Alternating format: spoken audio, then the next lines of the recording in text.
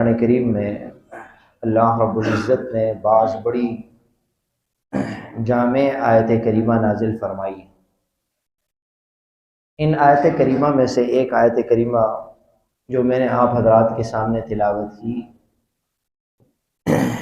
حضرت عمر ابن عبدالعزیز رحمہ اللہ کے دور سے لے کر آج تک ہر جمعے کے خطبے میں پڑھی جاتی ہے۔ اسی لیے فرمایا کہ اگر کوئی شخص یہ مطالبہ کرے کہ بس میں قرآن کریم کی ایسی کوئی جامع آیت ہو کہ میں اس پر عمل کرنا چاہتا ہوں، میرے لیے کافی شافی ہو، تو فرمایا یہ آیت ہی اس کی پوری اسلامی احکام اور زندگی کے لیے کافی ہے۔ ایسی جامع آیت ہے جس میں اللہ رب العزت نے 3 چیزوں کا حکم دیا ہے اور 3 چیزوں سے منع فرمایا ہے۔ یہ ایسی جامع آیت ہے۔ حضرت اکثم بن سیفی رضی اللہ تعالیٰ یہ اپنے قبیلے کے سردار تھے، تو قبیلے والوں سے مشورہ کیا کہ نبی علیہ السلام کی خدمت میں جاتے ہیں، حال احوال لیتے ہیں۔ تو قبیلے والوں نے مشورہ دیا کہ آپ خود تشریف نہ لے جائیں، قبیلے کے 2 افراد قاصد بنا کے نبی علیہ السلام کے حالات معلوم کریں، اور 2 بندوں کو تیار کیا، کچھ باتیں انہیں بتائی اور ان میں 2 سوالات کیے کہ جب نبی علیہ السلام کی خدمت میں جاؤ تو ایک تو یہ پوچھیں من انت، آپ کون ہیں، اور دوسرا سوال ما انت، آپ کیا ہیں، آپ کون ہیں اور آپ کیا ہیں، یہ آپ نے کرنے ہیں نبی علیہ السلام سے۔ یہ قاصد نبی علیہ السلام کی خدمت میں آئے اور انہوں نے سوال کیے، تو آپ نے جواب میں من انت کے جواب میں فرمایا میں کون ہوں، میں تو محمد بن عبداللہ صلی اللہ تعالیٰ علیہ وسلم۔ باقی تفصیل نہیں بتائی۔ انہوں نے کوشش کی کہ آپ کوئی شجر نسب بتائیں، یہ وہ، آپ نے اس طرف زیادہ توجہ نہیں دی۔ آپ کیا ہیں؟ تو پھر آپ نے بتایا میں اللہ کا رسول اور پیغمبر ہوں۔ اور پھر آپ نے ان کو یہ آیت کریمہ یاد کروائی۔ حدیث میں آتا ہے، صحابی فرماتے ہیں کہ آپ کا تو انداز یہ ہوتا تھا کہ آپ صحابہ اکرام کو یاد کروایا کرتے تھے، پورا قرآن کریم آپ نے یاد کروایا۔ شفیق استاد ہے، مہربان معلم۔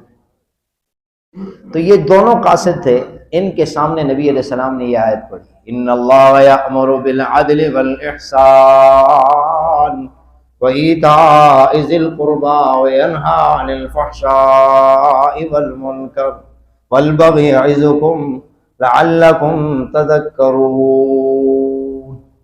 اللہ تعالیٰ تمہیں حکم دیتا ہے، ان اللہ یأمر، عدل کا حکم دیتا ہے، احسان کا حکم دیتا ہے، رشتہ داروں کے ساتھ اچھا سلوک کا حکم دیتا ہے، بے حیائی سے روکتا ہے، گناہوں کے کام سے روکتا ہے، ظلم سے روکتا ہے، تمہیں نصیحت کرتا ہے کہ تم نصیحت حاصل کر لو۔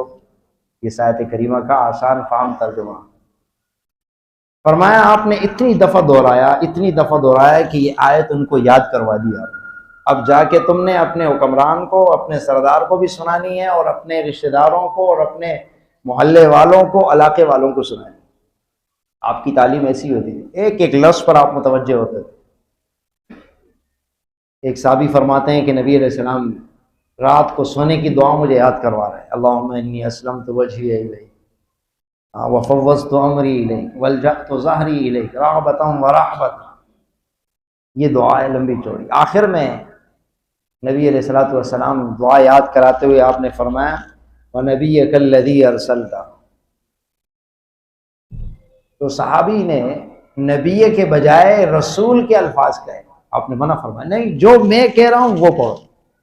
حالانکہ رسول کا درجہ نبی سے زیادہ ہے، انبیاء 313 ہے، رسول 313 ہے، اور نبی جو ہے وہ 1,24,000 کم و بیش نبی ہے۔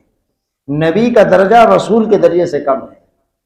رسول اس کو کہتے ہیں کہ جس کو نئی شریعت اللہ رب العزت نے عطا فرمائی، اور نبی وہ ہوتا ہے کہ پہلی والی جو شریعت رسول کی ہوتی ہے اس کے تابع چلتا ہے۔ موسیٰ علیہ السلام رسول بھی ہیں، نبی بھی ہیں، ہارون علیہ السلام نبی ہیں، رسول نہیں۔ لیکن جب صحابی نے رسول کے الفاظ کہے، آپ نے منع فرمایا میں جو تمہیں سکھا رہا ہوں وہ پڑھو، آپ کی تعلیم ایسے ہوتی ہے۔ تو حضرت اکثم بن سیفی کے ہاں جب یہ 2 قاصد گئے، انہوں نے یہ آیت پڑھ کے سنا، سارے حال احوال لیے۔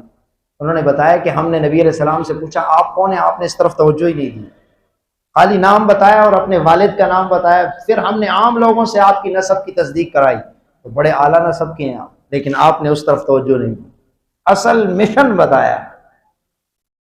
اور دوسرے نمبر پر یہ آیت آپ نے سنائی ہے کہ اس اللہ رب العزت نے مجھ پر یہ احکامات نازل فرمائے۔ تو حضرت اکثم بن سیفی رضی اللہ تعالیٰ عنہ یہ قبیلے کے سردار ہیں، اس ایک آیت کو سن کر مسلمان ہو گئے، سارا قبیلہ مسلمان ہو گیا، نبی علیہ السلام کی خدمت میں آ گیا۔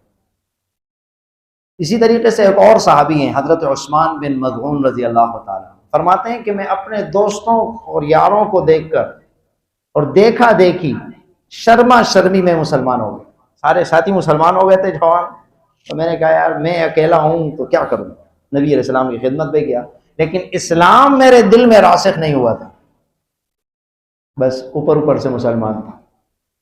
فرماتے ہیں کہ نبی اکرم صلی اللہ علیہ وسلم کی مجلس میں ہم بیٹھے ہوئے تھے، جوان اور بھی تھے، دوست احباب تھے، اتنے میں وحی کی کیفیت آپ پر ہوئی، اور آپ پر جو وحی کی کیفیت آتی تھی، اس دن ہم ریاض الصالحین میں ایک حدیث پڑھ رہے تھے، تو ایک صحابی نے یہ کہا کہ میں نے آپ کی کیفیت کو دیکھا تو مجھ پہ کپ کپی طاری ہو گئی، ہلنے لگ گیا، ایسی حالت ہو گئی۔ آپ فرماتے تھے حضرت عائشہ صدیقہ رضی اللہ عنہ کہ سخت سردی کے موسم پر جب وحی آتی تھی موسم میں تو آپ کے پسینے ٹپکنے شروع ہو جاتے۔ اللہ کی کتاب عظیم الشان ہے، آسان کام نہیں ہے۔ تو حضرت عثمان بن مظعون فرماتے ہیں کہ آپ کی کیفیت وہ شروع ہو گئی، اور ہم نے دیکھا کہ آپ پر نزول وحی ہو رہی ہے، اور پھر جب وہ ختم ہوئی تو آپ نے یہ آیت تلاوت فرمائی، ان اللہ یأمر بالعدل والاحسان، یہ آیت آپ نے تلاوت فرمائی اور اس کی تشریح فرمائی۔ حضرت عثمان فرماتے ہیں کہ بس اس آیت کی سننا کیا تھا، ایمان میرے دل میں رچ بس گیا، ایسی قوت ہے اللہ رب العزت کی کتاب میں۔ ولید ابن مغیرہ کیسا دشمن ہے نبی علیہ الصلوۃ والسلام کا، یہ نبی علیہ الصلوۃ والسلام کے پاس گیا، اس آیت سے متاثر ہوا۔ یہ آیت نبی علیہ السلام نے جب اس کو پڑھ کے سنائی تو واپس جب اپنے دوستوں یاروں کے پاس آیا، رشتہ داروں کے پاس آیا، کہنے لگا یہ جو نبی علیہ السلام کہتے ہیں یہ جھوٹ نہیں ہو سکتا۔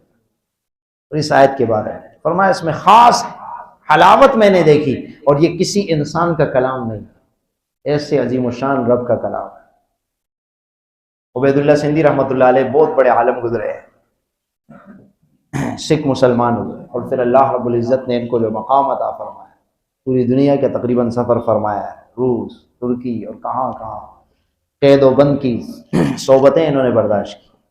حضرت فرماتے تھے کہ حضرت پورے قرآن کریم کا خلاصہ اس آیت کو قرار دیتے ہیں، اور فرماتے ہیں کہ عالمی پروگرام اللہ رب العزت نے دیا ہے کہ اس آیت کو اگر تم نافذ کر دو ساری دنیا مسلمان ہو جائے گی۔